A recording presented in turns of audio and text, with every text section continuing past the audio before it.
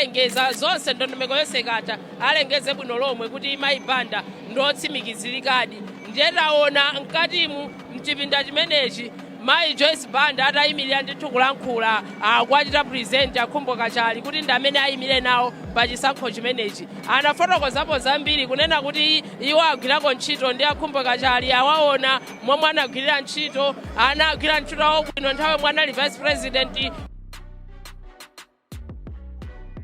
komanso wa dziko lino atuma pachatu akutiwo ali ndi ma network across the world. Munthu umafuna makhala ndi ma network. Inu tumatero abando mati across the world. Social capital. Yeah, ndakuti ma network awo amene anakhazikitsa ndithu pa dziko lonse m'mayiko pa dziko lapansi lino akuti akhumbo kachala analikalikilika amagwira ntchito imeneyo kukatumikira komanso atumikira dziko la Malawi kotero awaona kuti ali ndi kuthekera kuti ayende nawonso ulendo uno ndiye kuona ndithu mchipindamu anthu ambiri amayembekeza kuti ndi zomwe zitachitike chifukwa ma supporters a Freedom Party a Peoples anali pano ndi amayembekezera ndithu kuti ndi zomwe zitachitike moti anthu ambiri panopa even momwe amabwerapo sanalodabwa kwaona akhumbo kachala ali ndi mayi Joyce Banda koma mwina mwachidule Brian titha kungonena kuti zatheka mayi Joyce Banda apereka ma nomination papers yawo ndipo ameki awawunikira mwapanopa preliminary awawunikira kunena kuti iwo ndololedwa akupikisana nawo pa chisankho chimenechi. Ameneyo ndi mtolankhani wathu Kafe Maulidi. Mwambo oyambirira weniweni ndi umene wachitika pano kunabwera kuimbira wanthu the hall was full. The hall was full ndipo amene abwera kuno ndi a Freedom Party komanso People's Party. Chipani china cha ADT chakasimu chilumpha komanso chipani cha ADT anabwera pano anachita to introduce mayi Joyce Banda. Ife sitinaone poti mwina mapate kalasi yawo iyo ndi Freedom Party ya koma pakumaoneka ma t-shirt ena apepo sindikudziwa kuti ndi achipani chiti chimenechi koma mayi Joyce Banda polankhula anachitaso wokha mwanthu amene wakuti awalondola ali nawo limodzi anatchula Mafunde komanso ADT ndiye ndikhulupiriranso kuti azipani zimenezi omwe atsogoleri ake ku ADT ndi akasimu chilumpha George Nnesa ku Mafunde fuka analengeza kale mbuyo mukuti alowa pa mgwirizano ndi Mafunde apipi ndi Mafunde nde anachita introduce mkati mukuti nawonso afika ndithu malo ano ndiye panali khwimbi mkati munadzadza pa zipataza amachita kukaniza kuti ena asaloweso chifukwa sakanakwana anthu mkatimu ndiye anthu otsatira zipani zimenezi anadzadza ho imeneyi momwe mwachitikira mwambo wonse. Brian ndingofotokozaponso pano mwina Amalawi kunjako kumadabwa zinthu zina zomwe zizichitika kutsogoloku alengeza ameki kuti kulipira 10 miliyoni kwacha osati kwacha ngati wina ali ndi 10 miliyoni kwacha panopa takuthamanga akalipire akuti ameki akhalabe akulandira ndalama zimenezi kufika mpaka na tsiku lomwe azatheke kulandira ma nomination papers lomwe ndi Wednesday Sabata amene ikudzayi ndakuti ngati pali ena amene akufuna kupikisana nawo athamange ndithu azikachita deposit ma 10 miliyoni kwacha ngati ali nawo akanti ma independent candidates ali ndi chipani akufuna atayimira akuti nthawi ilipo sanatseke koma aonetsenso kuti ndalama imene akayipereka pasanafike lachitatu Sabata amawa nthawi yabwino fokoloko kuti at least ameka azatheso kuapangira nthawi bwinobwino kuti azapereke zikalata zawo ndakunena kuti amene ndithu akufunabe kuyimira atha kupita akalipira 10 miliyoni kwacha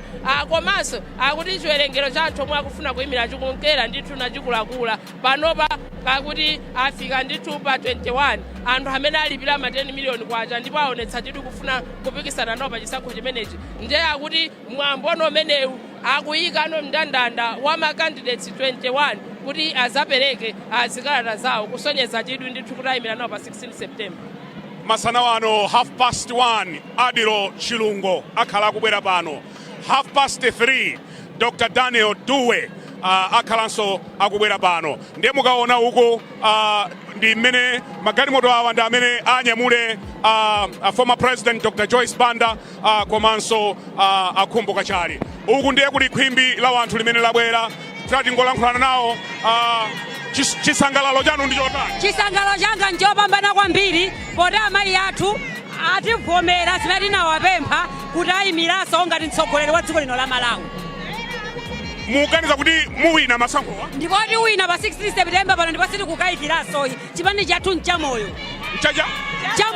chamoyo ndinokondwa bwanji masana wanu ine nakondwa zedi kuti omama oliuyima ndipo nulusangalala zedi kuti omama tiupita uchisankho tiwina ife ndithu tiwina kubwera kwa khumbo kachali mwakulandira bwanji takondwa zedi okhumbo kachali nozaorola ndira ndipo tulionjoya zedi ifeyo kodi mwachokera kuti lilime limene lilakuti ife achigawo chino chapakati ndabolo zakugwira ntchito koma kwathu nkuzomba domasi amene akutionera pano mwauza zotani za Dr. Joyce Banda amene akutionera pano angodzionera kuti amayi aponda mwala ndipo mwala umene aponda amayi ife tiupita kuchisankho ndipo kuchisankhoko tikawina ndipo sitikuchotsera ndipo sitikutsutsa sikoma kwambiri ena mwa otsatira chipani cha PP mwayilandira bwanji nkhani ya Joyce Banda kuyilandira Joyce Banda mayi tifuna ndauna mayi nzathu tagoze tipileba mwamba totoba voters bamwe tifuna mayi nzathu tili voters mayi nzathu lule ndauno sikomo awa ndi kola secretary general sono ya khumbo inde yachitika liti akulu bomba inde yachitika liti mene akulu inesona nesomano ndinodzidzimuka ngati secretary general mwadzidzimuka kudzidzimuka kwambiri anthu atiyenda tu basi koma zatiyendera bwino kwa basi tikuona kuti tapanga timu ya munakambirana kuchipaniko zoti muchite partner ndi Joyce ifeyo tutakhala tukambirana kwa nthawi yayitali ndipo zipani zina zonse zimene mwaziona mmene momo takhala tikucheza nkumafotokozerana kuti kodi dzikoli tiliwombole motani ndiye sitimadziwa kuti kodi amayi Joyce Banda asankha ndani tosefe lero tazindikira kuti amene akwera chigaleti ndino secretary general mwe simadziwa ife sitimadziwa ndiye chipani simmakambirana bwanji kodi simmakambirana kuchipaniko Brian ineyo I had the privilege ndimadziwa ndiye azinzanga onse leloli anazaona abwera kuzamanga witness Joyce Banda ndi khumbo kachali ndiyo wina inu mukuletsa ife izizi tinapangapo kale tikuyenera kuti tikalongosoleso bwinobwino Malawi nthawi imene ijayo zinangochitika Brian amayi samayenera kuchoka mboma koma apapa tikuyenera kuti abwezeresenso ndi chonga chona kuti Malawi wathu timuombole tili pamoto tu anthufe Brian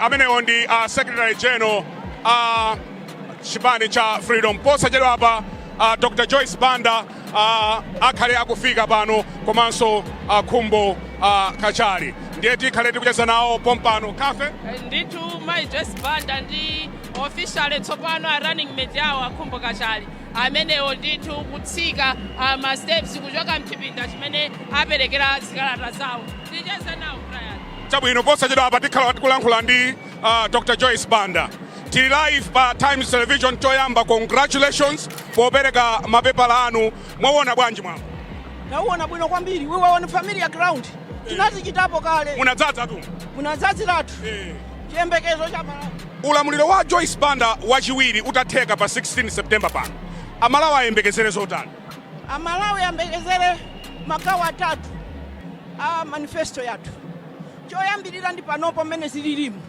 tichokapo bwanji apa pachisokonezo amene tili pano amene papa pali urgent need for action kuti apa patichokapo bwanji ndiye part 1 part 2 ndi pamene tikuyang'ana second phase and long term apa ndikulowa lero pa 16 mawa kuzakhala kopanda chakudya mawa anthu azakhala opanda ndalama thumba mawa anthu azakhala opanda capital mawa pazakhala popanda ene forex na amene tikutidyera pano ngati masukulu pazakhala palibe chilichonse ndiye ife part 1 ndi imeneyo kuona kuti kodi tizapanga bwanji kuti tithandize kuti tikhazikike poyenda chisokolo adayilandira bwanji akhumbo munayenda limodzi 2012 to 2014 mutafotokozera imeneyi idayenda bwanji anthu afuna kudziwa kodi sipaja tinalengeza kuti tili zipani zingapo zimene tikuyenda limodzi a few months ago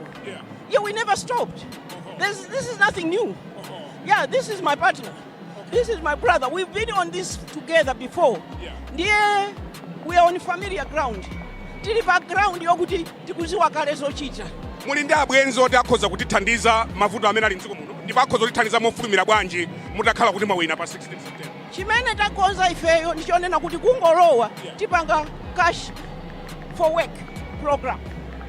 Cash for work program ndi anthu amapita kukapanga ganyu ichi. Chaputa kwambiri muno ndi buying power. Chaputa kwambiri inflation ndi kusowa kwa chakudya muziko muno.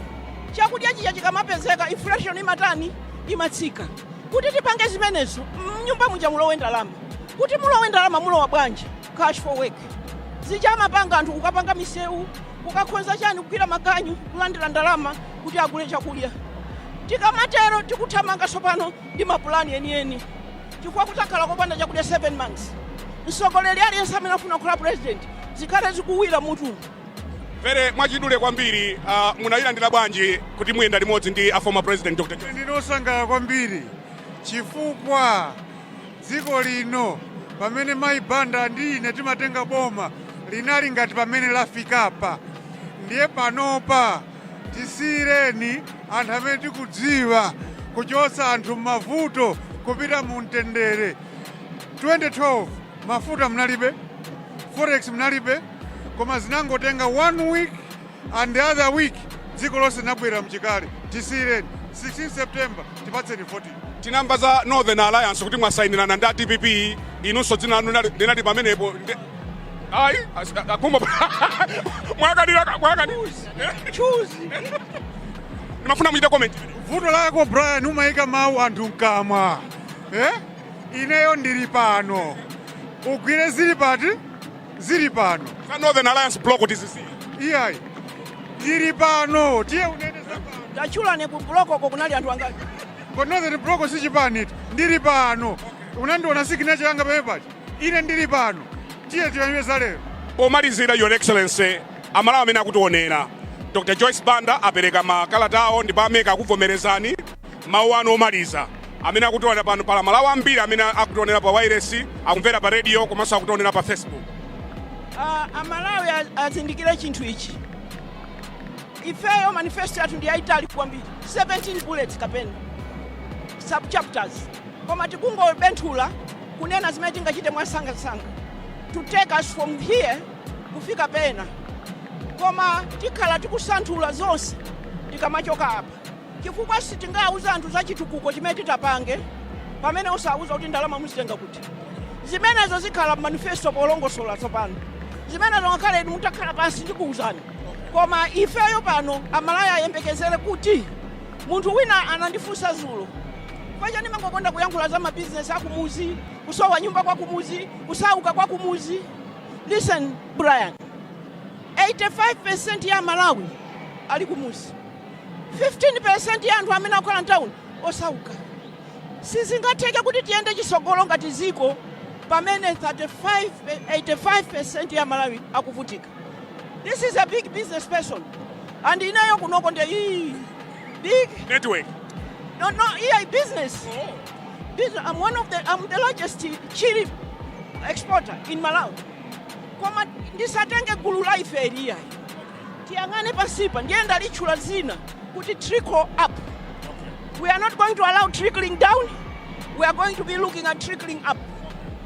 Kutokoza Your Excellency amene former President Dr. Joyce Banda, President wa chipani cha Peoples komanso tinayankhula ndi Akhumbo Hastings Kajali, President wa chipani cha Freedom Party. Kathe Maulidi, you heard the answers. Yeah. Break it down for us. Abo Brian ayankha mwandale anthuwa makankhani a Northern Alliance awikana ndi signature yawo panalibepo koma tikumbukira ndithu mbuyomu kunali msonkhano kumene komwe zipani zomwe atsogoleri ake ambiri ndi aku Northern Region anali konko ndithu koma poti anena kuti atiwo signature yawo panalibepo akuti titenge zomwe zikuchitika pano atiti satape mkamwe ndiye titenga zomwezo ndithu komanso chinthu china chochititsa chidwi Brian Akhumbo Kachali monga momwe tanenera kuti iwo anali anatengedwa kale ndi Joyce Banda anakhala vice president analamulira dziko limodzi ndi Joyce Banda from 2012 kutsatira ndithu imfa imene ya Bingwa Mtalika nthawi imeneyi analamulira limodzi koma timakumbukiranso bwino lomwe kuti mu 2014 nthawi yomwe kumachitikanso chisankho anayima nawo a Joyce Banda sana atengeso akhumbo kachali zomwe zinapangitsa kuti leta ona akambitse chipani chawo cha Freedom Party chifukwa nthawi imeneyicha chifukwa choti nthawi imeneyicha anatenga Sosteni Khwengwe kukhala running mate wawo sana atenge akhumbo kachali tingonena kuti galimoto ya akhumbo ndi imeneyi akwera kutsogolo lero amakondokwera kumbuyo akwera kutsogolo mwina afuna zona bwinobwino masupporters kuti akuyenda bwanji kutsogoloko okay then mafotokoza kunena kuti ndizochititsa chidwi chifukwa anthu awiri analamulira limodzi from 2012 to 2014 koma ngakhala analamulira limodzi 2014 mayi Joyce Banda sana atenga akhumbo kachali galero zatani kaya kuti awatengese chifukwa nthawi imene jana atenga Sosteni ayi nyengo zimasintha ndithu ngakhalenso anthu timatero ndithu magalimoto a Dr. Joyce Banda ndi amene akunyamuka pano tili ndi press conference ya chipani cha Alliance for Democracy AFOD ali ndi press conference tikhalanso tikuwulutsa pompano in the next 20 minutes or so chifukwa tikuliso zinthu miseche pano koma kuli press conference nde kuliso zinthu ku DPP zomwe zikubwera za DPP tikambamawa za DPP tikambamawa koma sanga zikubwera nde ndinali ndi Kafe Maulidi Wayana Chunga komanso Wanda Msisya kamera ndikuyankhulirayi akuyigwira ndi Henry Chulu munthu wamkulu kwambiri posachedwa apa tikhati kupatsirani press conference ya Alliance for Democracy AFOD kuchokera mu mzinda wa Area 47 malomwe ife tonse kuno ku BICC mu mzinda wa Lilongwe. Another candidate amene akubwera ndi achirungo 1:30 we'll give you that here on Times Television. Ndine Brian Banda, goodbye at this hour from Bingu International Convention Center in Lilongwe.